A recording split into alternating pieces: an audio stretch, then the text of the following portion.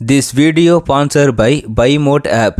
பைமோட் ஆப்பை பற்றி நீங்கள் தெரிஞ்சிக்க டிஸ்கிரிப்ஷனில் லிங்கை கொடுத்துருக்கேன், மறக்காமல் பாருங்கள். வாங்க வீடியோக்குள்ளே போகலாம். என் நேரத்தை பற்றி ஒருபோதும் வருத்தப்பட வேண்டாம். கடவுள் அனைவருக்கும் ஒரு நேரத்தை கொடுக்கிறார். உங்கள் நேரத்துக்கு அதை எதிர்நோக்குங்கள்.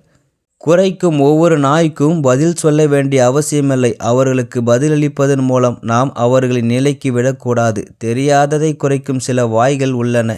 எங்கள் மௌனம் அவர்களுக்கு ஒரு அடி. தொடர்பு இல்லாமல் கன்னித்தன்மை இல்லை. நினைவுகள் இல்லாமல் இதயம் இல்லை. கடந்த காலம் இல்லாத வாழ்க்கை இல்லை. அழகான நினைவுகள் நினைவில் கொள்கிறது. வாழ்க்கை வெளியேற வேண்டும்.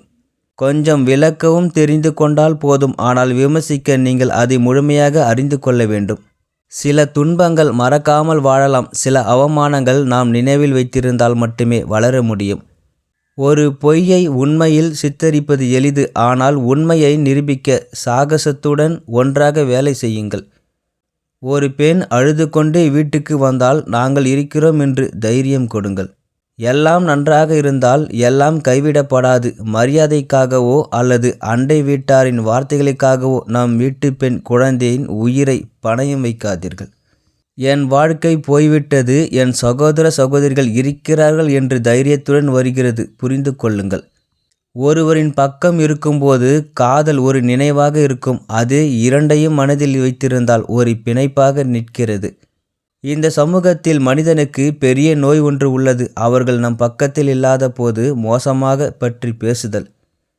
நேரம் ஓடும்போது அதைத்தான் ஓடுகிறாய். இயங்கும் நேரத்தில் நீங்கள் தேவை. நீங்கள் ஓடுகிறீர்கள் என்றால் அது உங்கள் திறமையின்மை. நேரம் மற்றும் நீங்கள் ஒன்றாக பயணித்தால் அது உங்கள் திறமை. நன்மை கேட்பவனுக்கு கோபம் வரும். ஏமாற்றுபவர் சிரித்து கொண்டு என்னை சுற்றி நடக்கிறார். நேராக சொல்பவர் எதிரியாகிறார். மாயாவின் வார்த்தைகளை பேசுபவர் நல்லவன் ஆகிறார். இந்த சமூகத்தில் பாம்புகளை விட மனிதர்கள் அதிக விஷம் கொண்டவர்களாக ஆக்கப்படுகிறார்கள். ஒருவரை ஒருவர் சிரித்து கொண்டே கடித்து கொள்கிறார்கள். வாழ்க்கையில் தெரிந்து கொள்ள வேண்டிய முக்கியமான விஷயம் என்னவென்றால், உங்களுக்கு நேரம் கிடைக்கும் வரை மற்றவர்கள் ஏற்படுத்தும் வலியை தாங்குவதுதான். இந்த தருணம் நல்லது என்று நினைக்கும் முன் அடுத்த கணம் வாழ்க்கையின் சோதனையில், வாழ்க்கையின் கடைசி தருணத்தில் கண்ணீரை வர வைக்கிறது. பக்கம் தெரியாத பதில்.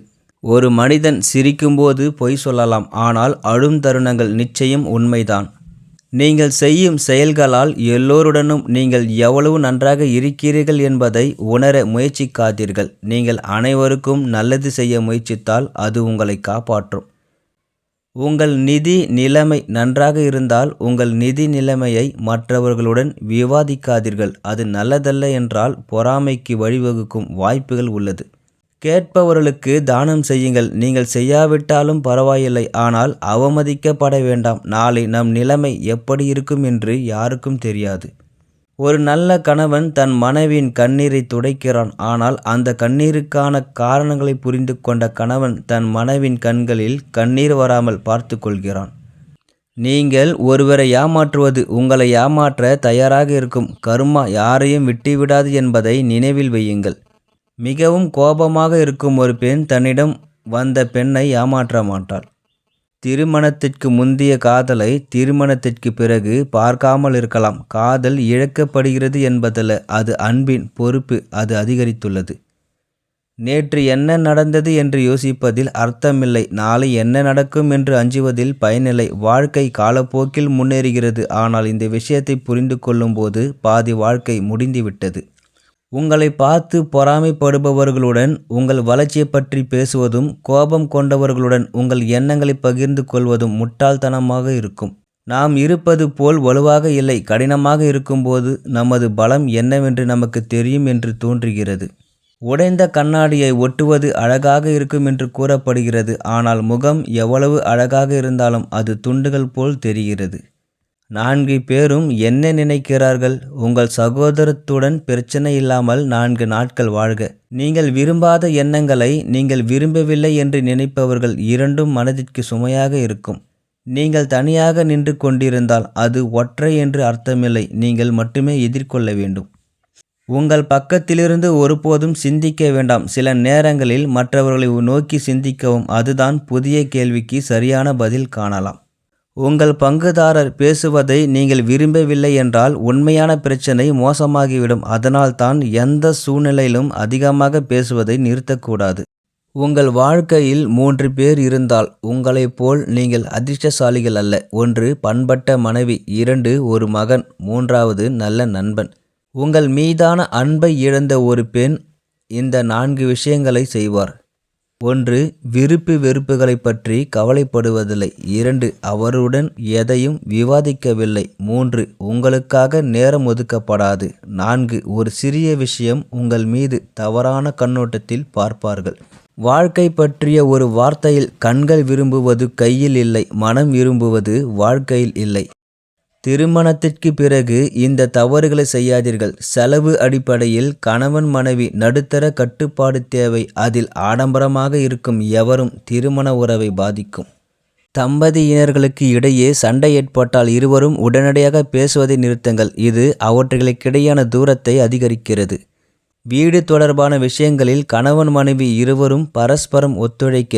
வீட்டில் அனைத்து வேலைகளும் மனைவி செய்ய வேண்டும் என்று நினைக்காது. மகிழ்ச்சியான திருமண வாழ்க்கை வாழ வேண்டும். இரண்டும் பரஸ்பரம் ஒருங்கிணைக்கப்பட்டது. ஒத்துழைப்புடன் முன்னேறுங்கள்.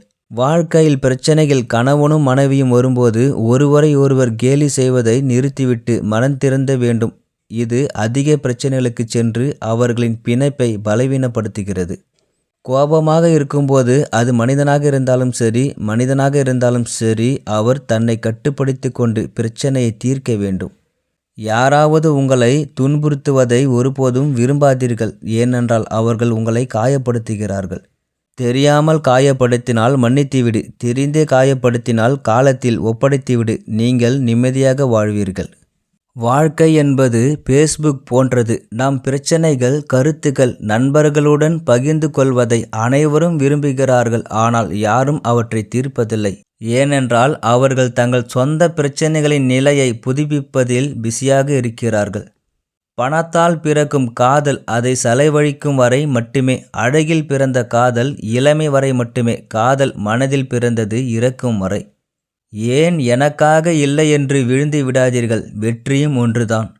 கேட்க முடியாதவன் செவிடன் அல்ல. நல்ல வார்த்தைகளை கேட்காதவன் உண்மையிலேயே செவிடன். கடைசியில் பார்க்க வேண்டியது நாம் எவ்வளவு சம்பாதித்தோம் என்பதுதான். நாம் எவ்வளவு திருப்தி அடைகிறோம் என்பது அல்ல. ஆசைகளுக்கு அடிமையாக இருக்காதே. திருப்தியாக வாழ முடியாது. வாழ்க்கை ஒரு பெரிய வரம். அதை ஒருபோதும் சாபமாக மாற்ற முடியாது. நீங்கள் விரும்பும் உறவை விட உங்களை விரும்பும் உறவு சிறந்தது. ஆனால் தேவையை விட பாசத்துடன் பிணைக்கப்பட்ட எந்த உறவும் என்றென்றும் நிலைத்திருக்கும். யாரையும் ஏமாற்றிவிட்டோமே என்று வருத்தப்படுவதை விட யாரையும் ஏமாற்றவில்லை என்று அமைதியாக இருப்பது நல்லது. ஏனென்றால் காலம் எல்லாவற்றையும் சொல்லும். மிதிப்பதற்கு 100 பேர் இருந்தாலும் காப்பாற்ற ஒருவன் இருக்கிறான். அதுதான் நீங்கள் நம்பும் அறம். ஒழுக்கம் சொல்கிறது ஆனால் நிழல் தராது. அறிவுரை கூறுகிறது ஆனால் உதவாது. துன்பப்படும் போது உறுதியளிக்காது. ஆனால் நாம் நன்றாக வரும்போது தான் வலிக்கிறது. இந்த சமூகம் தான் அனுபவிக்கும் பிரச்சனைகளை யாரும் அனுபவிக்க கூடாது என்று நினைப்பது தான் மனிதனின் தத்துவம்.